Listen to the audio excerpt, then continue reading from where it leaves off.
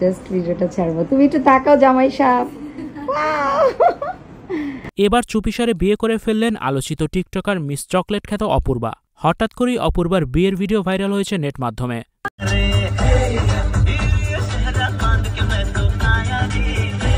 এরপর থেকে নানান আলোচনা শুরু হয়েছে তার বিয়ে নিয়ে। টিকটকার মিস চকলেটও তার জীবনের পূর্ণতা লিখেছেন। প্রেমিক মর্মকেই বিয়ে করেছেন টিকটকার অপূর্বা। সেই ভিডিও নিয়ে ব্যাপক আলোচনা হয়েছিল নেট মাধ্যমে।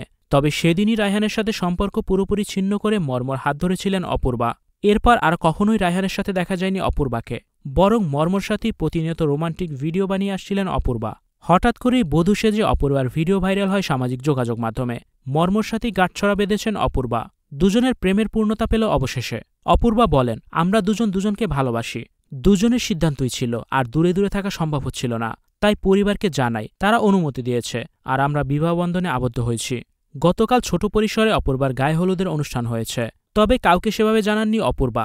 এই বিষয়ে তিনি বলেন, আসলে হুট করে আমাদের বিয়েটা, তাই পরিবারের বাইরে কাউকেই জানানো হয়নি।